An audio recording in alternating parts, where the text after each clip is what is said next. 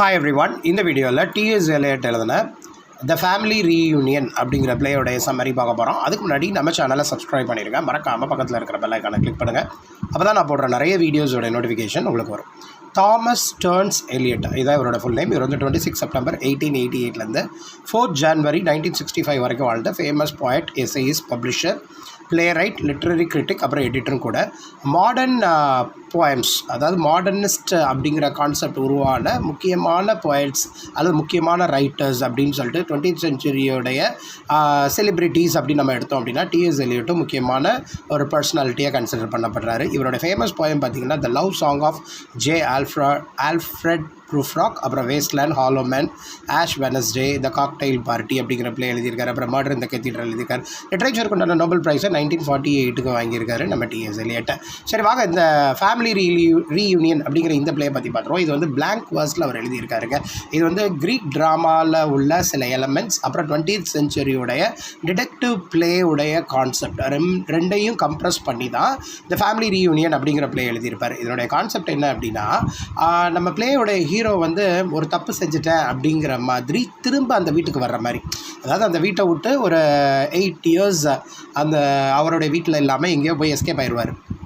அந்த வீட்டில் உள்ள சுச்சுவேஷன் பிடிக்காமல் அப்படி போகும்பொழுது அவருக்கு நடந்த ஒரு மொமெண்ட், அந்த இன்சிடெண்ட்டில் கில்ட்டி கான்ஷியஸ்னஸோட திரும்ப வீட்டுக்கு வர்ற மாதிரியான கான்செப்ட் தான் இந்த ஃபேமிலி ரீயூனியன். இந்த பிளே வந்து எழுதி ஸ்டேஜ் பண்ண அந்த மொமெண்ட்டில் வந்து ஒரு அன்சக்ஸஸ்ஃபுல் பிளேயாக தாங்க கன்சிடர் பண்ணப்பட்டிருக்கு 1939 பட் லேட்டர் ஆன், அதாவது ஆத்தரே சொல்லிட்டா டிஎஸ் எலியட் இது வேலைக்காத போலுக்கு இந்த பிளே அப்படின்னு. அப்புறம் 1940s பார்த்தீங்கன்னா ரொம்ப முக்கியமான பிளே த ஃபேமிலி ரீயூனியன் அப்படின்னு சொல்லிட்டு கிரிட்டிக்ஸால் செலிப்ரேட் பண்ணப்பட்டிருக்கு.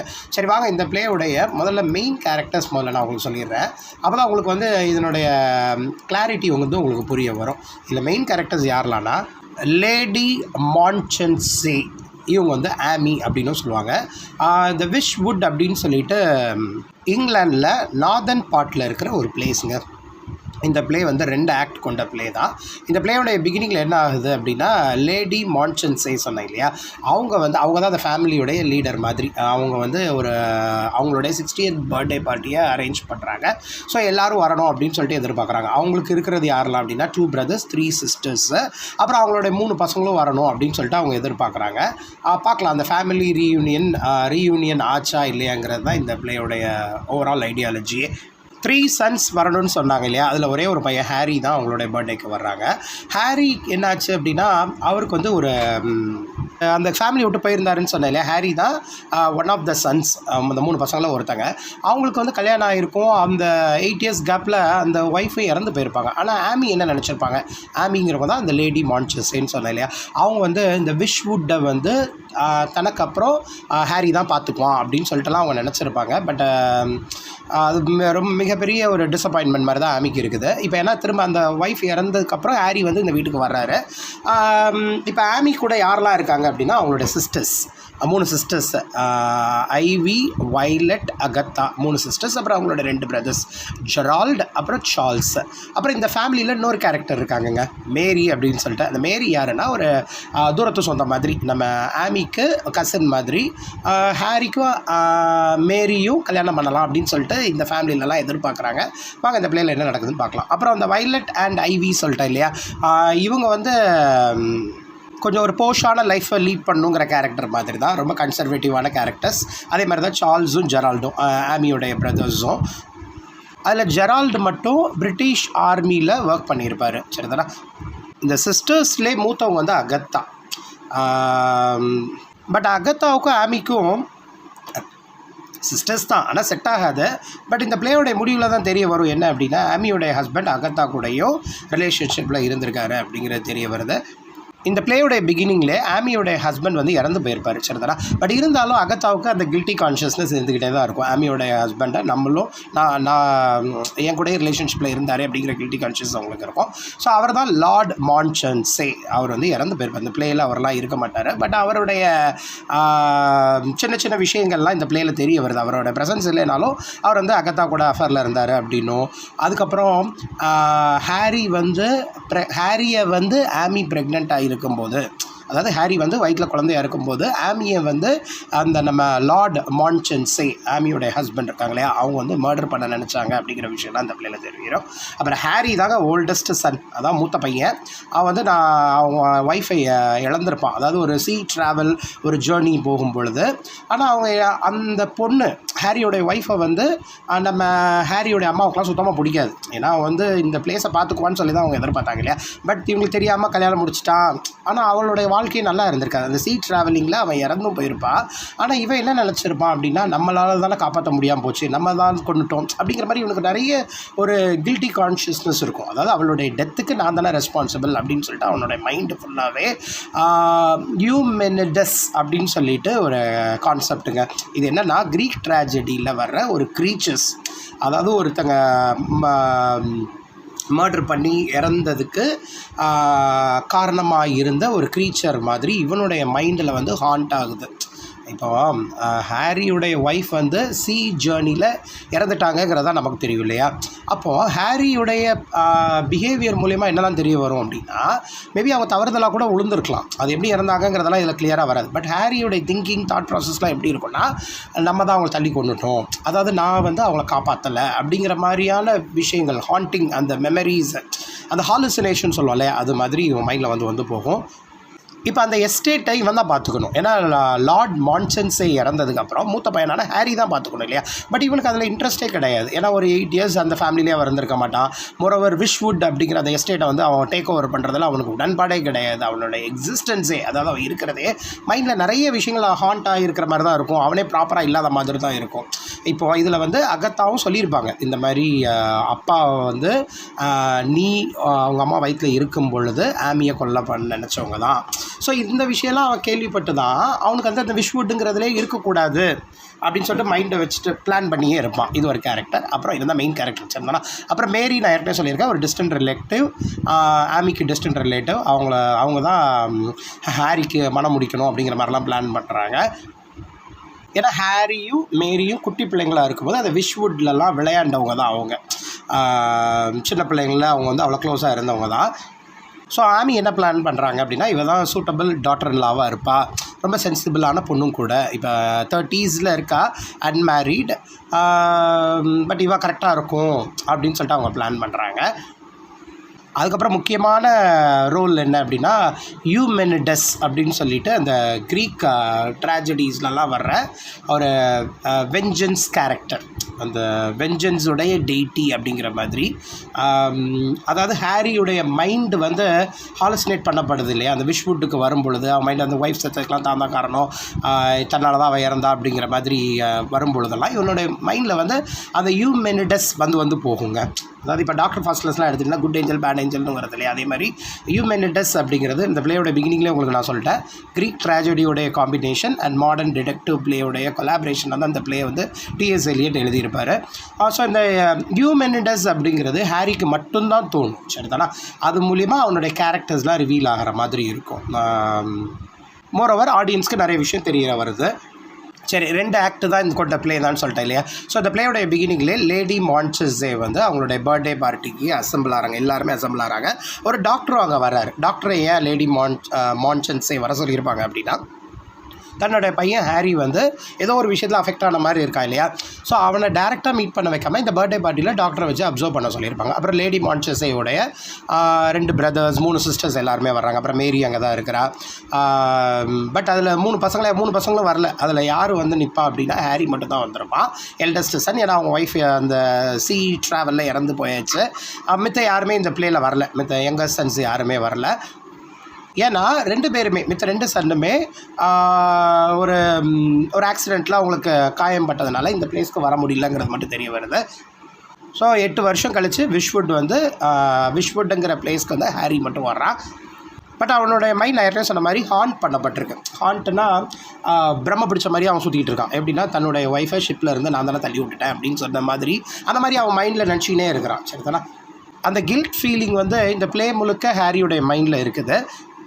ஸோ இந்த ஏதோ ஒரு விஷயத்தில் அவன் வந்து ஹார்ன் பண்ணப்பட்டிருக்காங்கிறது மட்டும் லேடி மான்செஸேக்கு தெரிஞ்சதுனால அங்கே வந்த ஃபேமிலி டாக்டரை கொஞ்சம் சீக்கிரட்டாக ஹாரியுடைய அந்த ஆக்ஷன்ஸ்லாம் கொஞ்சம் அப்சர்வ் பண்ணுங்கள் டாக்டர் அப்படிங்கிற மாதிரி அந்த பார்ட்டியில் வச்சு சொல்லியிருப்பாங்க. ஏன்னா டின்னருக்கு கெஸ்ட் மாதிரி வந்த மாதிரி ஆச்சு, பையனை அப்சர்வ் பண்ண மாதிரி ஆச்சு அப்படிங்கிறது அவங்களுடைய பிளானை. மோரோவர் மேரியை வந்து ஹாரிக்கு ஃப்யூச்சர் ஒய்ஃபாக செட் பண்ணிடலாம் அப்படின்னு சொல்லி லேடி மான்செஸே டிசைட் பண்ணுறாங்க. அப்படி அந்த விஷயத்த சொல்லும் பொழுது ஹாரி வந்து அதாவது ஒத்துக்காத மாதிரி இருக்கும் பொழுது அகத்தா வந்து ஹாரி கிட்ட சில விஷயம் ரிவீல் பண்ணுறாங்க. இப்போ நான் சொல்கிறேன் கொஞ்சம் புரிஞ்சுக்கோ, நீ ஃபேமிலியில் சில விஷயம் நினைக்கிறேன், லைஃப்னால் இப்படி தான் நடக்க தான் செய்யும் அப்படின்னு சொல்லிட்டு அவங்க விஷயத்தில் நடந்தது சொல்ல நினைக்கிறாங்க. எப்படின்னா, ஹாரி நீ அம்மாவோடைய வயிற்றில் நீ குழந்தைய இருக்கும் பொழுதே அவங்க அப்பா வந்து உன்னை கொல்ல நினச்சாங்க, சரி உங்கள் அம்மாவை கொல்ல நினச்சாங்க, அதை நான் தான் தடுத்தேன் அப்படிங்கிற மாதிரி சில விஷயங்கள்லாம் சொல்கிறாங்க. இருந்தாலும் இவனுக்கு இந்த விஷயம்லாம் செட் ஆகவே இல்லை. ஆனால் இவ்வளோ விஷயம் இந்த ஃபேமிலியில் நடந்திருக்கா, இப்போ எப்படி விஷ்வுட்டில் நான் இருந்து இந்த எஸ்டேட்டை நான் டேக் ஓவர் பண்ணுறது, வேணாம் என்னோட எங்கள் பிரதரான ஜானே டேக் ஓவர் பண்ணிக்கிட்டோம் அப்படின்னு சொல்லிட்டு அந்த பிளேஸை விட்டு அவன் புறப்படுற மாதிரி காட்டுறாங்க. அதாவது எனக்கு இதில் உடன்பாடு இல்லைப்பா அப்படின்னு அவன் சொல்கிற மாதிரி. இந்த பிளேயோடைய முடிவில் பார்த்தீங்கன்னா ஆமி வந்து இறந்து போகிற மாதிரி காட்டுவோம், ஆஃப் ஸ்டேஜில் தான் அதெல்லாமே, சரி தானே. அப்புறம் இது வந்து ஒரு பிளாங்க் வேர்ஸில் எழுதப்பட்டதுங்க, கொஞ்சம் ப்ரோஸில் இருக்கும், பட் போய்ட்ரி ட்ராமா. எப்படி வந்து மர்டர் இந்த கத்தீட்ரல் டிஎஸ் எழுதினாரோ அது வந்து ஒரு போய்ட்ரிக் ட்ராமான்னு சொல்கிறோம் இல்லையா, அதே மாதிரி தான் இது வந்து எக்ஸ்பெரிமெண்டல் ட்ராமா. அப்புறம் க்ரீக்குடைய ட்ராமா, ஏன்ஷியன்ட் க்ரீக் ட்ராமா பேட்டர்னை இது யூஸ் பண்ணியிருக்காருன்னு சொன்னேன் இல்லையா. என்ன கேரக்டர்ஸ்லாம் பாருங்கள், ஹாரியோடைய அங்கிள் ஆண்ட்லாம் இருக்காங்க இல்லையா, அவங்க வந்து இந்த ஃபேமிலியோட அட்டாச் ஆகாத மாதிரி இருப்பாங்க. அவங்களும் அந்த செலிப்ரேஷனுக்கு வந்திருக்க தான் செய்வாங்க. பட் அவங்களுடைய ரோல் என்னவாக இருந்திருக்கும் அப்படின்னா, எப்படி ஒரு க்ரீக் ட்ராமாவில் கோரஸுடைய ரோல் வந்து கேரக்டர்ஸு அப்புறம் வரப்போகிற சீக்வென்ஸ் எல்லாம் சொல்கிற மாதிரி இருப்பாங்களோ, ஒட்டி ஒட்டாம மாதிரி இருப்பாங்க இல்லையா, கோரஸ்னு ஒரு இருப்பாங்களோ, அதே மாதிரி தான் இங்கே வந்து ஹாரியோடைய அங்கிள் அண்ட் ஆண்ட் இருக்கிற மாதிரி காட்டியிருப்பாங்க. அப்புறம் ஹாரியோடைய மைண்ட் வந்து ஃபுல்லாகவே அந்த ஹியூமனிடஸால் மைண்ட் வந்து ஃபுல்லாக ஹார்ன் பண்ண மாதிரி காட்டியிருப்பாங்க இதில், சரி தானே. மெயினாக ஹாரியோட கான்வர்ஸ் பண்ணுற one and only major character யார் அப்படின்னா அந்த அகத்தாங்கிற கேரக்டரை காட்டியிருப்பாங்க. ஒவ்வொரு 2 பார்ட்ஸ்ன்னு சொல்லிட்டேன், ஒவ்வொரு பார்ட்டுமே 3 சீன்ஸ் கொண்ட மாதிரி அமைச்சிருப்பாங்க. ஸோ இந்த பிளேயுடைய ஃபர்ஸ்ட் பார்ட் வந்து ட்ராயிங் ரூம் தான். அது ஒரு ஆஃப்டர்நூன் லேட் மார்ச் மந்தில் நடக்கிற மாதிரி காட்டியிருப்பாங்க. எல்லா மெயின் கேரக்டர்ஸை இன்ட்ரடியூஸ் பண்ணியிருப்பாங்க. இந்த பிளேயோட பிகினிங்லேயே நான் உள்ள எல்லாரோட மெயின் கேரக்டர்ஸை பற்றி நான் உங்களுக்கு சொல்லிட்டேன் நான். அண்ட் அந்த ஈவினிங் வந்து டின்னர் இருக்குது, என்டையர் ஃபேமிலி வந்துருங்க அப்படிங்கிற மாதிரி சொல்லியிருப்பாங்க. ஏன்னா ஹாரியை பார்த்து ஒரு 8 வருஷம் ஆச்சு, ஹாரி வரப்போகிறான் அப்படிங்கிற இன்ஃபர்மேஷனும் ஷேர் பண்ணுற மாதிரி காட்டுறாங்க. ஸோ இந்த இடைப்பட்ட நேரத்தில் தான் இந்த பேத்தட்டிக் மூமெண்ட்ஸ்லாம் நடந்திருக்கும். எப்படின்னா ஹாரியோட ஒய்ஃபை இறந்து போயிருக்கிறதுக்கு அதுக்கு அவன் தான் காரணங்கிற மாதிரி, அவங்க ஒய்ஃப் வந்து அந்த போட்டுடைய டெக்கை அந்த டாப் பிளேஸ்லேருந்து அவங்க ஸ்லிப் ஆகி விழுந்துருக்கிற மொமெண்ட்டு.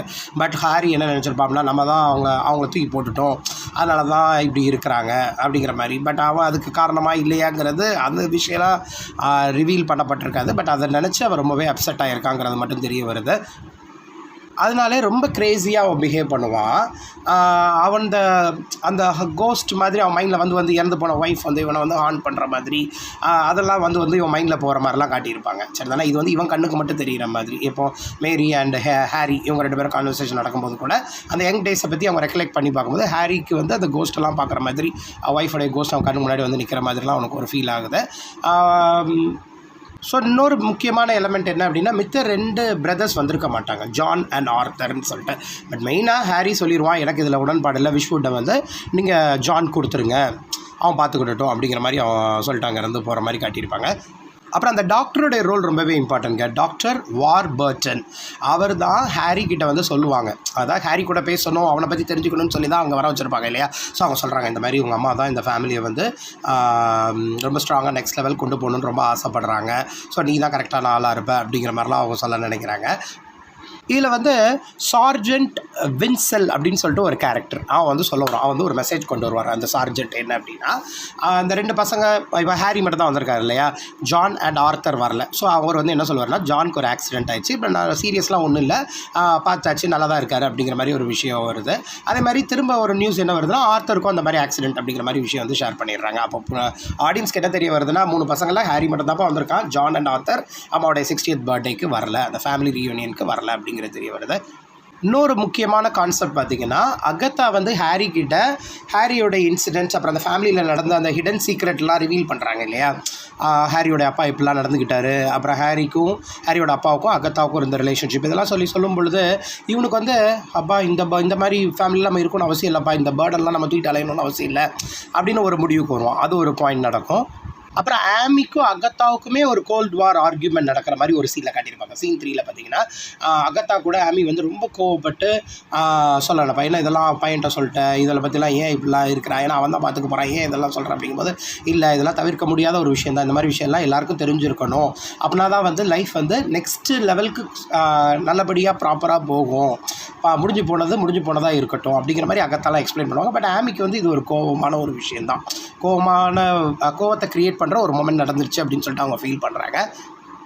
பட் ஹாரி என்ன முடிவு பண்ணுவான் அப்படின்னா, அவன் மைண்ட் ஆல்ரெடி டிஸ்டர்ப்டு, ஏதோ கோஸ்ட் வந்து இவனை ஹார்டன் பண்ணுற மாதிரி ஃபீல் இருக்குது இல்லையா, அவன் நினச்சிக்கிறான் சரி நம்ம வந்து இங்கே விஷ்வுட்டில் இருக்கணும் அவசியம் இல்லை, ஏன்னா இங்கேயே 1008 குளறுபடியோடு இருக்குது, நம்மளுடைய பிரதர்ஸ் வந்து பார்த்துக்குவாருன்னு இங்கே டிஸ்கஸ் பண்ணியாச்சு இல்லையா, இப்போ வந்து என்னுடைய கோஸ்ட் என்ன சொல்லுதோ அதுபடியே நான் ஃபாலோ பண்ணிக்கிறேன், என் மைண்ட் வந்து ஏதோ ஒரு விஷயத்தில் ஹாண்ட் ஆன மாதிரி இருக்குது, நான் அதே பார்த்துக்கிறேன் அப்படின்னு சொல்லிட்டு அங்கே போகிறான். பட் ஆடியன்ஸ்க்கு வந்து என்ன டிசைட் பண்ணுறாங்க அப்படின்னா, ஆமி வந்து இறந்துட்டா அப்படின்னு சொல்லிட்டு அவங்க மட்டும் தெரிய வருது. ஏன்னா ஆமி இறந்துட்டாங்கங்கிற விஷயத்த ஐவி வந்து சொல்கிறான், இந்த மாதிரி ஃபியூனரல் ரெடி பண்ணணும் அப்படிங்கிற மாதிரி சொல்கிறான். எல்லாமே ஆஃப் ஸ்டேஜில் நடந்திருக்கும். பட் இந்த ப்ளே வந்து ஃபேமிலி ரீயூனியன் சொல்கிறான் இல்லையா, ஹாரியுடைய ஹோம் கம்மிங் அப்படின்னு சொல்லலாம். அந்த 8 வருஷம் கழித்து திரும்ப வர்றது, அவன் மைண்டில் நிறைய பாஸ்ட்டில் நடந்த விஷயங்கள் எல்லாம் அவன் மைண்டில் கோஸ்ட்டாக வந்து போகிற மாதிரி காட்டுறது, அவங்க அம்மாவுடைய பர்த்டேக்கு அந்த பையன் திரும்ப வர்றான். ஸோ ஹாரியை பற்றியே சுற்றி நடக்கிற மாதிரி இந்த ப்ளே அமைச்சிருப்பாங்க, நம்பர் 1. 2வது அவங்களோட ஒய்ஃப், ஹாரியோடைய ஒய்ஃப் டெத் வந்து ஒரு மிஸ்டீரியஸ் டெத் மாதிரியே காட்டுறாங்க. எதனால் ஆச்சு, இவன் தான் தள்ளி விட்டானா, இல்லை அந்த பொண்ணே ஸ்லிப் ஆகி விழுந்துருச்சா, அந்த 1 வருஷத்துக்கு முன்னாடி என்னாச்சு, ஏன்னா 8 வருஷம் போயிருப்பான், 1 வருஷத்துக்கு முன்னாடி தான் கல்யாணம் ஆகிருக்கும். ஸோ இப்போ ஹாரி வந்து இந்த விஷ்வுட் ஹவுஸ் ஹோல்டு எஸ்டேட்டை வந்து டேக் ஓவர் பண்ண போகிறானா, ஏன்னா அவனுக்கு வந்து இன்ட்ரெஸ்ட் இல்லைன்னு சொல்லிட்டு, ஏன்னா ஃபேமிலியே ஹாரி தான் டேக் ஓவர் பண்ணணும்னு சொல்லி நினைக்கிறாங்க. ஆனால் இவனுக்கு அதில் உடன்பாடு இல்லை. ஃபைனலாக நம்ம அந்த கோஸ்ட் சொல்கிற இதே போகலாம் அப்படின்னு சொல்லிட்டு நினைக்கிறான். ஆனால் ஆமியோட இன்ட்ரெஸ்ட் என்ன அப்படின்னா, ஹாரி தான் இதை பார்த்துக்கணும்னு சொல்லிட்டு நினைக்கிறாங்க. பட் பிளேயோடைய முடிவில் ஆமி வந்து இறக்குற மாதிரி காட்டுறாங்க. மேபி இது வந்து open ending to the audience மாதிரி தான். ஹாரி வந்து அதை எடுத்துக்கிறாரா, இல்லை அவன் நினச்ச மாதிரி அந்த கோஸ்டோடைய வேர்ட்ஸ் பிரகாரமே அந்த ஹாண்டட் மைண்ட் செட்டோட அங்கேருந்து போகிறானா அப்படிங்கிற மாதிரி தான் அவர் காட்டியிருப்பாங்க இந்த பிளேயை. ஸோ ஹாரியுடைய கேரக்டரைசேஷனை வந்து நிறைய கிரிட்டிக்ஸ் வந்து காம்பினேஷன் ஆஃப் ஹாம்லெட் அண்ட் ஆர்ஸ்டஸ் அப்படின்னு சொல்கிறாங்கங்க. அந்த அளவுக்கு, ஏன்னா ஹாம்லெட்டும் அந்த மாதிரி தான் நிறைய மைண்டில் போட்டு குழப்பிக்கிட்டு இருக்கிற மாதிரி, இது மாடர்ன் பீரியடில் டிஎஸ் எலியட்டால் உருவாக்கப்பட்ட கேரக்டர் தான் ஹாரி அப்படின்னு சொல்லிட்டு டிஸ்கிரைப் பண்ணுறாங்க. ஸோ இது வந்து டிஎஸ் எலியட் எழுதின ஒரு போய்டிக் ட்ராமா. இதான் இந்த பிளேயோடைய சம்மரி. ஸோ இந்த மாதிரி இங்கிலீஷ் லிட்ரேச்சர் ரிலேட்டட் வீடியோஸ் நிறைய பார்க்குறதுக்கு நம்ம சேனலை சப்ஸ்கிரைப் பண்ணியிருக்கேன். மறக்காமல் பக்கத்தில் இருக்கிற பெல் ஐக்கானை கிளிக் பண்ணுங்கள், அப்போ தான் நான் போடுற நிறைய வீடியோஸோடைய நோட்டிஃபிகேஷன் உங்களுக்கு வரும். தேங்க்யூ.